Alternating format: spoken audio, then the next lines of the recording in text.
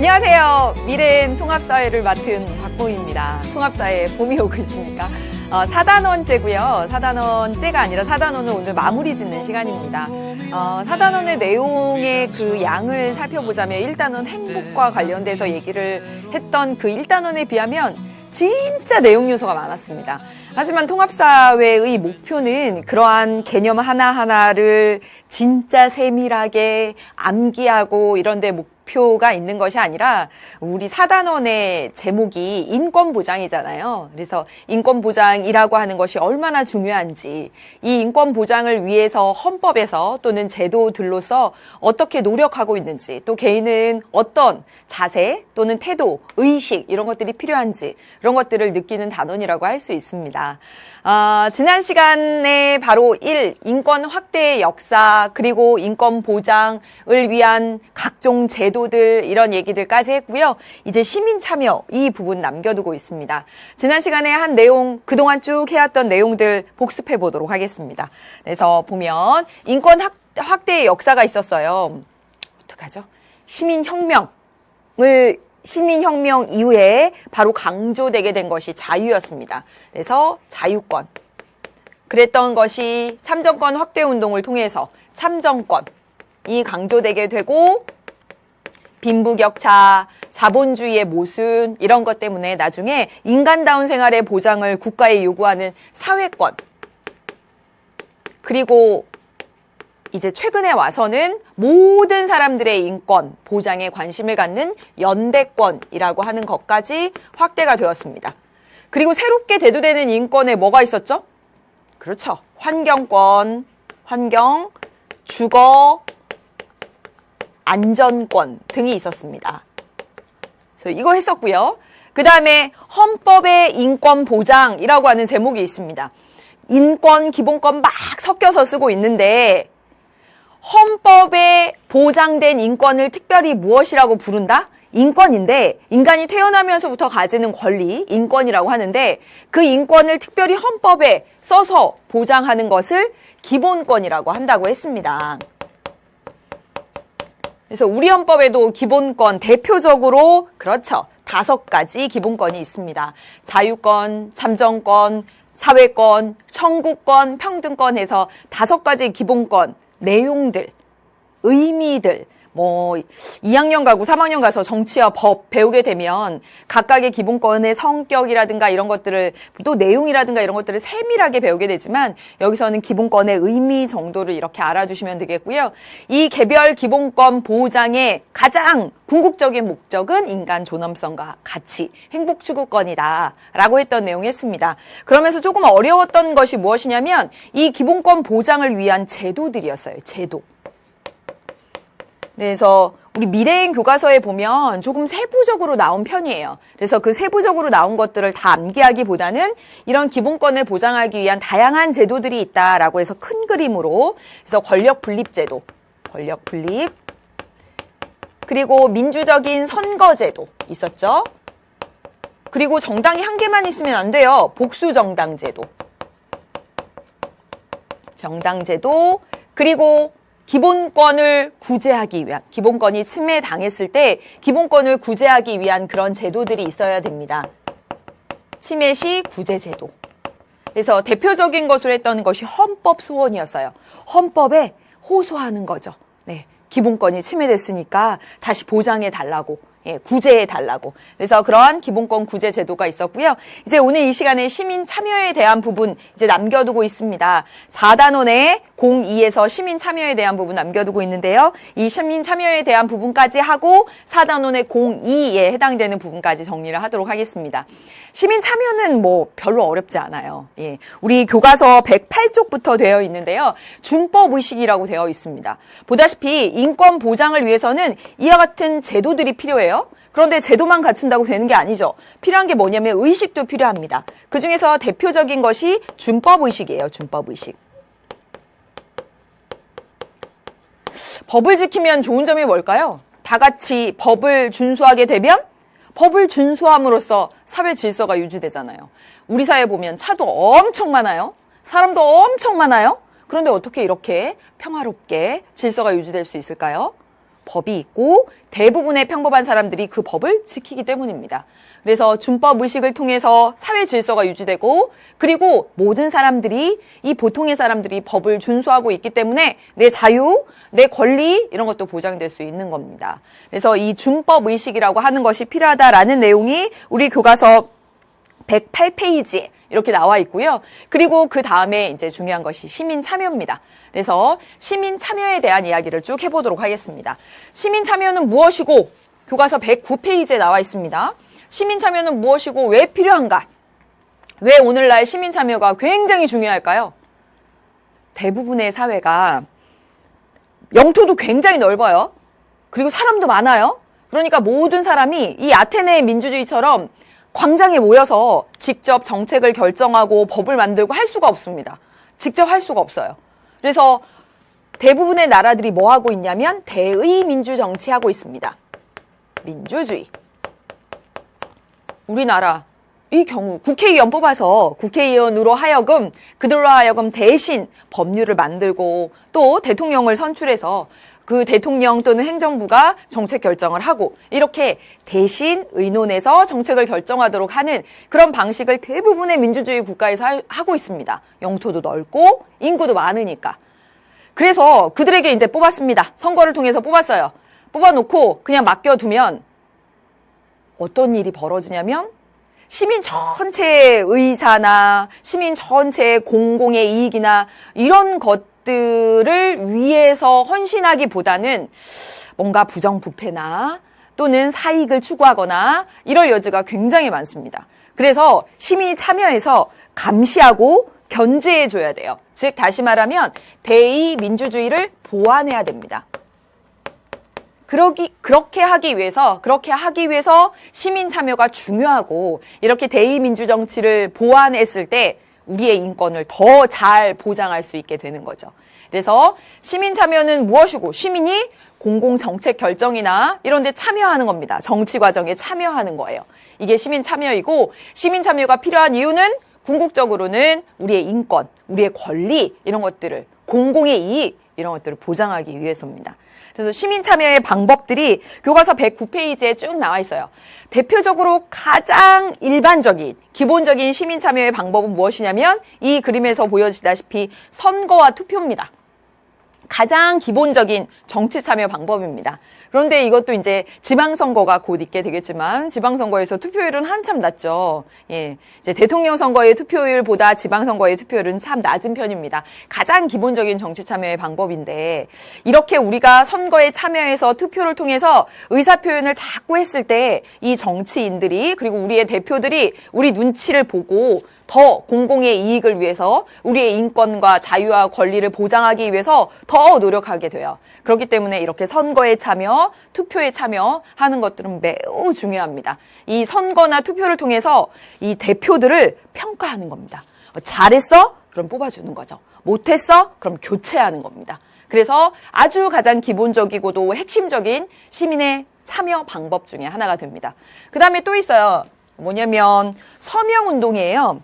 공공 문제에 대해서 자신의 의견을 밝히고 이렇게 서명이 모아지면 여론으로 형성되게 됩니다. 그래서 제가 최근에 있었던 막 서명운동에 뭐가 있나 하고 막 찾아봤어요. 그랬더니 이 울산에 태화강이 있는데 이 태화강을 국가 정원으로 만들자라고 하는 울산 시민들의 서명운동이 22만 명에 달했대요. 그러면 그러한 경우에 그게 여론이 되는 거죠.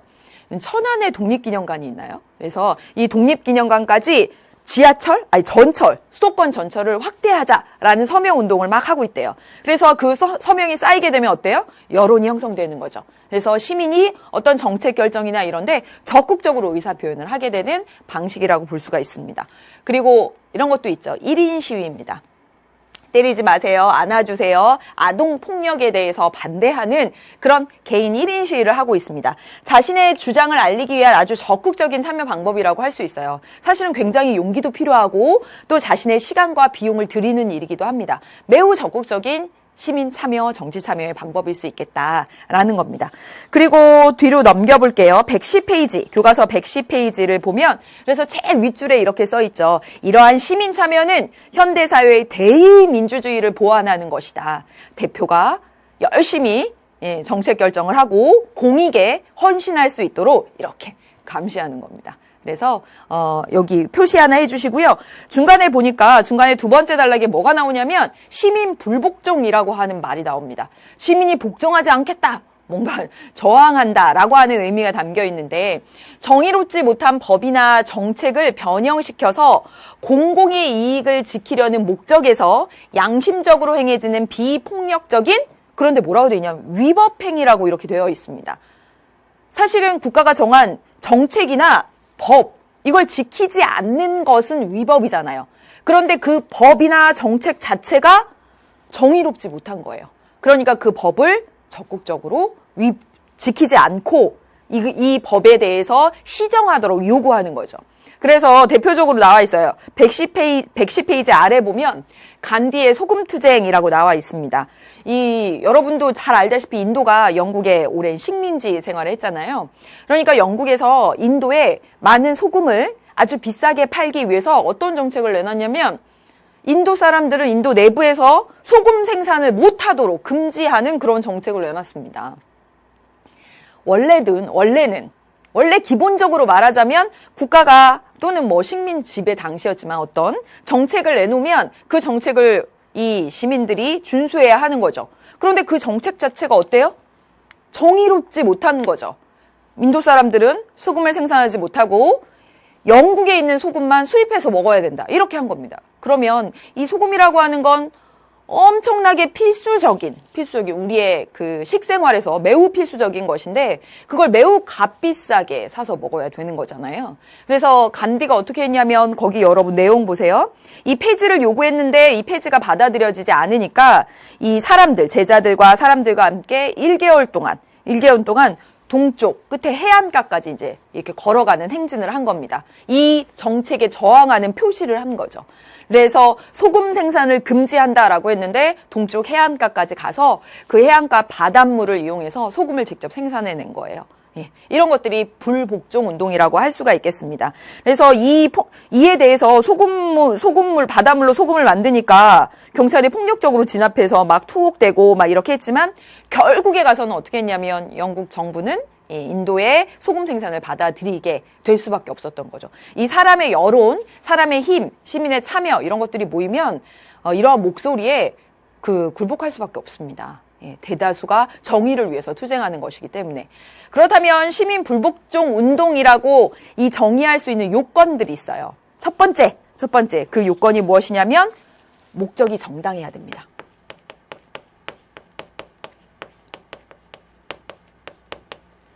국가의 정책이나 법이 그냥 내 사익에 맞지 않는다고, 공익에는 충족하는데 내 사익에 맞지 않는다고 이 저항하는 것, 이런 것들을 보고 시민 불복종 운동이라고 하지 않아요. 목적이 정당해야 됩니다. 그래서 정의롭지 못한 법에 대한 폐지 요구나 또는 시정의 요구, 이렇게 목적이 정당할 때 최후의 수단으로 해야 됩니다. 최후의 수단으로. 그리고요, 세 번째, 반드시 여기 있죠. 비폭력적인 방법으로 하고요. 네 번째, 사실은 이게 어떤 거냐면 지금 현재 정부가 또는 국가가 만든 법, 정의롭지 못한 법일지라도 그 법을 위반한 거잖아요. 그러니까 이 위반한 행위에 대해서 처벌을 감수하는 거죠.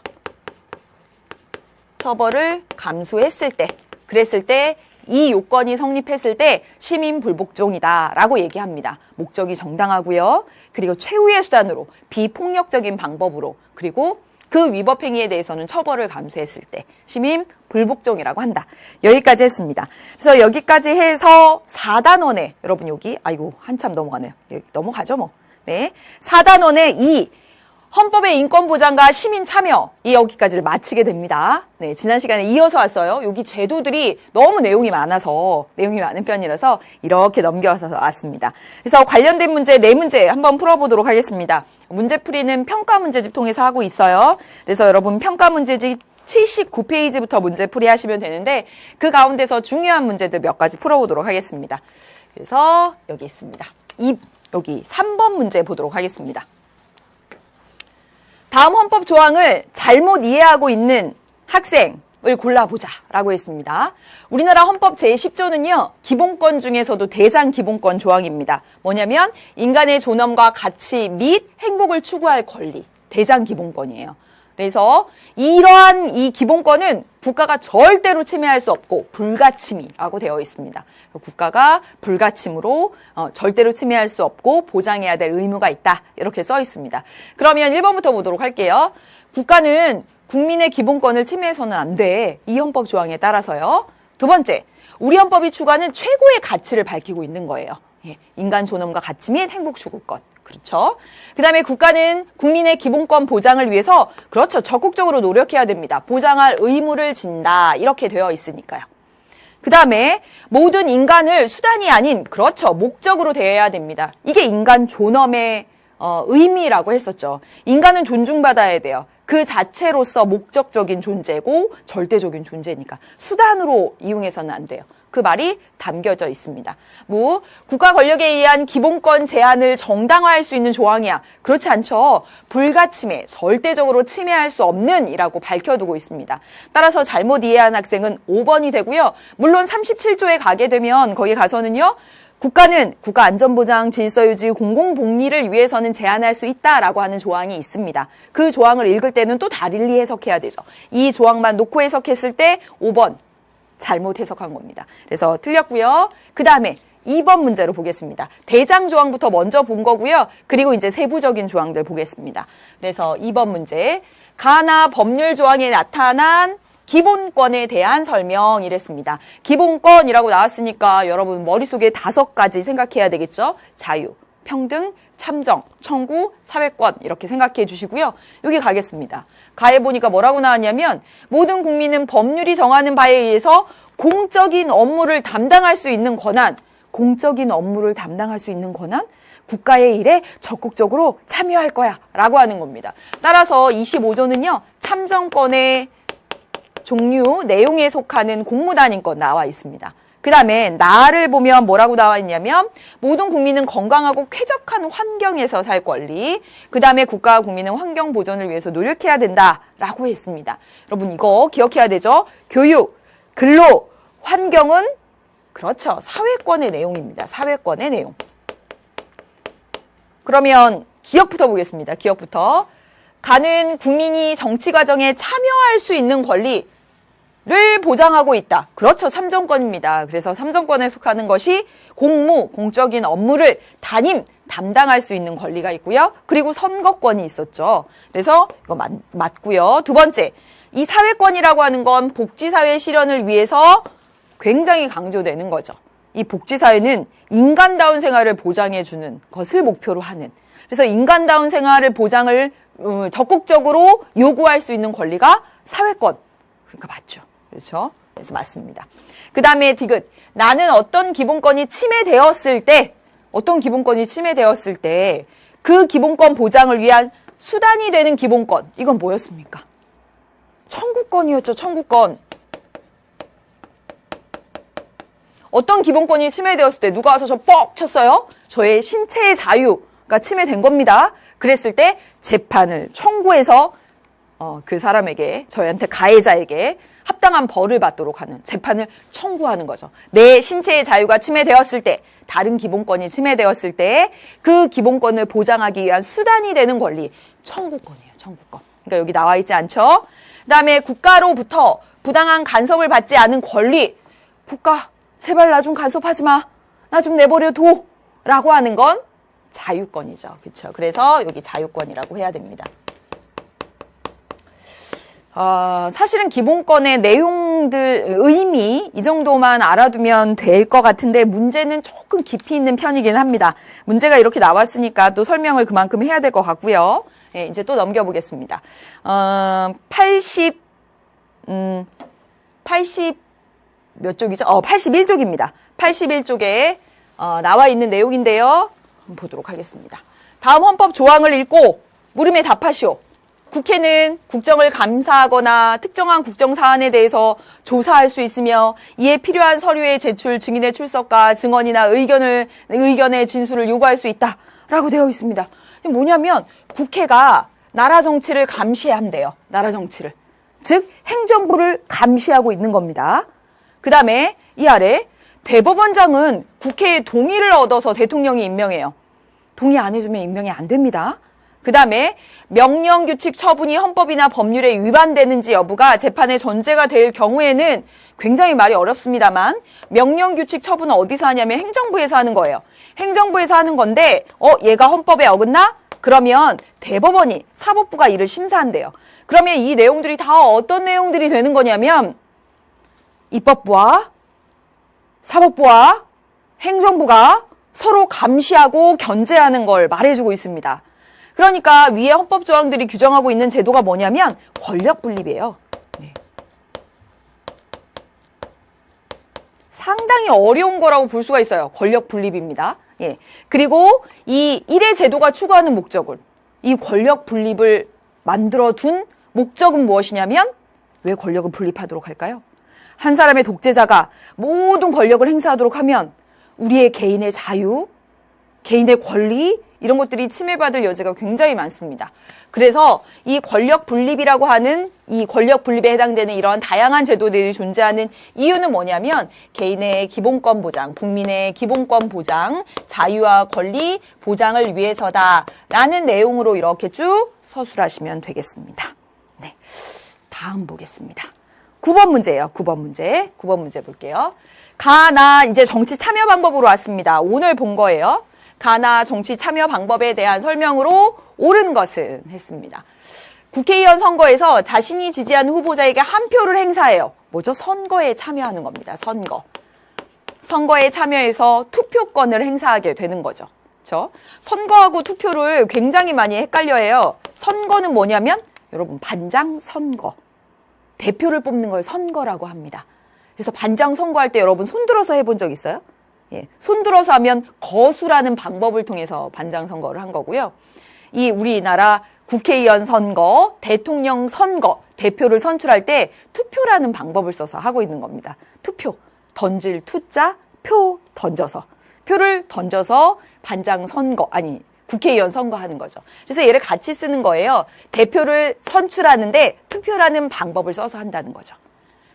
국회에서 발의한 법률안에 대해서 자신의 의견을 국회 인터넷 게시판에 올릴 수 있습니다. 예, 이거 뭐냐면 청원이에요. 청원. 문서로서 요구할 수 있는 거죠. 그러면 1번부터 보도록 하겠습니다. 1번, 나는 가장 기본적인 정치 참여 방법은 선거에 참여해서 투표권을 행사하는 겁니다. 그러니까 이거 아니죠. 두 번째, 가는 개인적인 방법이고 나는 집단적인 방법이다. 아닙니다. 둘 다 개인적인 방법이죠. 집단적인 방법으로 시민이 정치에 참여할 수 있는 방법은 시민단체를 만든다던가 이익집단을 만든다던가 이런 겁니다. 그러니까 아니죠. 가를 통한 정치 참여가 활발해지면 나를 통한 정치 참여 필요성이 없어진다? 그렇잖아요. 민주주의에서는 다양한 시민 참여의 방법들이 다 이렇게 보장되어 있어야 됩니다. 그 다음에 민주정치에서는 가를 통한 참여보다 나를 통한 어떤 게 더 중요하다고 말할 수 없습니다. 정답 5번, 가나 모두 시민의 참여의식을 가지고 정치 과정에 적극적으로 개입한 것이다. 그렇죠. 시민들이 정치 과정에 또는 공공정책 결정에 적극적으로 개입하는 것을 무엇이라고 말하냐면 네, 그런 것들을 바로 그런 것들이 바로 시민 참여라고 하는 거죠. 예, 갑자기 딱 했네요. 네, 여기까지 했고요. 여기까지 한 내용들 바탕으로 해서 4단원의 02까지 끝났습니다. 이제 어디로 넘길 거냐면 112쪽으로 넘겨보세요. 112쪽으로 넘겨보면 이제 4단원의 세 번째 주제가 나옵니다. 그래서 보겠습니다.